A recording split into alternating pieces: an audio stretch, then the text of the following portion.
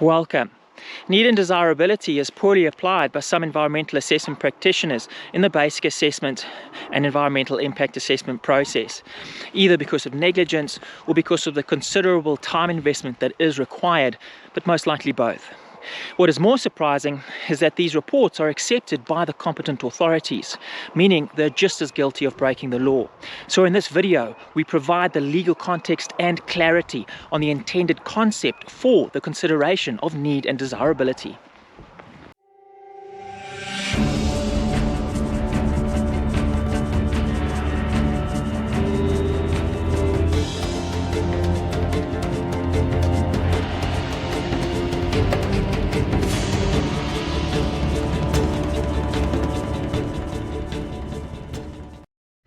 Welcome. My name is Sean McGregor of ecoleges Environmental Consultants based in Mpumalanga, South Africa, and we're on a mission to empower all South Africans to protect their environment through the correct interpretation and application of our environmental legislation. So if you want to learn how our environmental law applies to you, how to avoid unnecessary and costly mistakes, if you want to increase your knowledge and skills to reduce your reliance on external consultants, if you are in need of mentorship, or you simply want to earn CPD points for your professional registration, then you'll want to subscribe to this channel. You can do that by swiping your mouse over the logo to the bottom right-hand side of your screen. And don't forget to click on the bell notification icon so that you can be notified the moment we upload a new video. If you do know of anyone else who can benefit from these videos, we would sincerely appreciate your support to help spread the message by liking them. Thank you. We start a new series called Environmental Impact Assessments, and the title of this first video is Need and Desirability. Our source of information is the guideline on need and desirability published by the Department of Environmental Affairs in 2017. I'll include a link to the guideline document in our description below. Competent authorities and environmental assessment practitioners are legally required to take this guideline document into account in terms of Section 24.0 of NEMA and Regulations 13.1b and 13.1e, read together with Regulation 18 of the amended EIA Regulations of 2014, respectively. These guideline documents are not published just in case you need them. They have to be included into the assessment process. And this might surprise you, but even specialists need to have a knowledge of and take into account any guidelines that may have relevance to the proposed activity, and specifically take into account the need for and desirability of the undertaking of a proposed activity. So why do EAPs and specialists need to have regard to or take into account the need for and desirability of the undertaking of a proposed activity?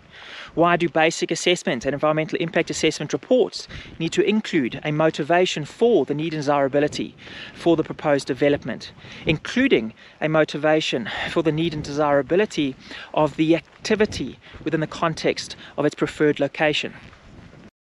Because addressing the need and desirability of a proposed activity is a way of ensuring sustainable development. That means that the development is ecologically sustainable. It ensures the maintenance of ecological integrity by not exceeding ecological limits, while promoting the achievement of justifiable economic and social outcomes based on the meeting of basic needs and equity. And sustainable development is the end goal. It is the very reason why we undertake a basic or environmental impact assessment. For example, if a development is not found to be needed and or desired, then it means it cannot simultaneously achieve the triple bottom line entrenched within the definition of sustainable development, and its very implementation would just fail our constitutional goal for a better quality life for all, now and into the future. In other words, need and desirability is a big deal, and that's where the most common mistake lies. It just isn't given the attention that it requires.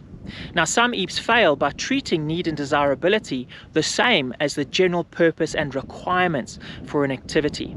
Whilst the general purpose and requirements for an activity can refer to an applicant's or developer's reasons, intentions, or requirements for proposing an activity, need and desirability does not.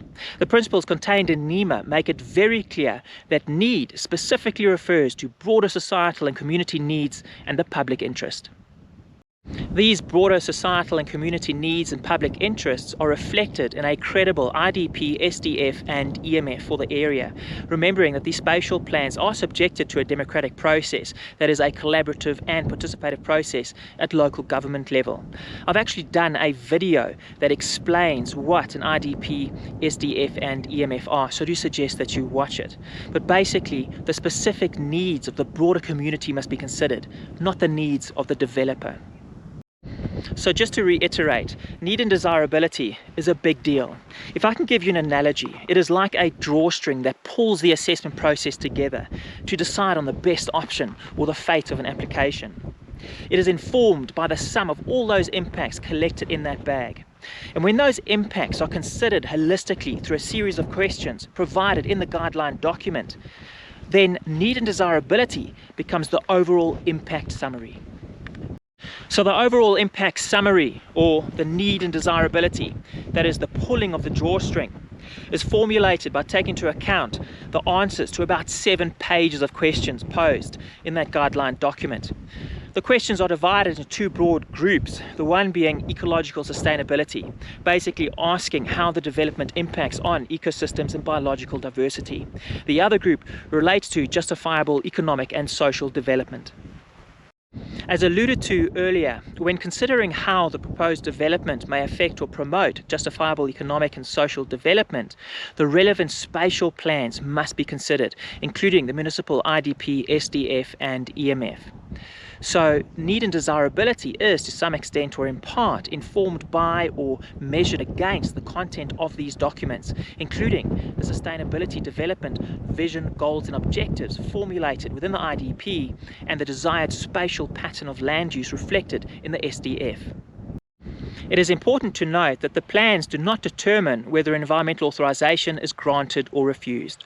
Whether a proposed activity is in line with or deviates from the plan is not the issue, but rather the ecological, economical and social impacts which result from the alignment or the deviation. The burden of proof lies with the applicant or the environmental assessment practitioner to show how or why the impacts associated with any deviation might be justifiable. Now, although these questions are placed into one of 2 groups, that is ecological sustainability or justifiable economic and social development, they are formulated in such a way so as to ensure that need and desirability addresses the geographic, physical, biological, economic, social and cultural aspects of the environment. It is also worth noting that the concept of need and desirability, whilst taking all these considerations into account, does relate to, among others, the scale, nature and location of the development being proposed, as well as the wise use of land. In other words, need and desirability, through its questions and summation in the overall impact summary for each reasonable and feasible alternative, will help determine the best alternative, including nature, scale and location. And that's it. I really hope this has been helpful, and thank you so much for taking the time to watch it. If you have joined our membership program, then you will receive an additional video. We explain how to incorporate need and desirability into the assessment process, including specialist studies. If you haven't joined our membership program yet, then check it out on Patreon. Otherwise, if you're looking for a consultant to help you with a once-off project, you are welcome to visit our website. Check out our previous video. We looked at the scope and validity period of environmental authorizations. Do not get caught out. The next video continues with a series on environmental impact assessment, specifically public participation process. Ladies and gentlemen, subscribe, click on the bell notification icon. If you want to help spread the message, like the video. Thank you, keep strong, and God bless.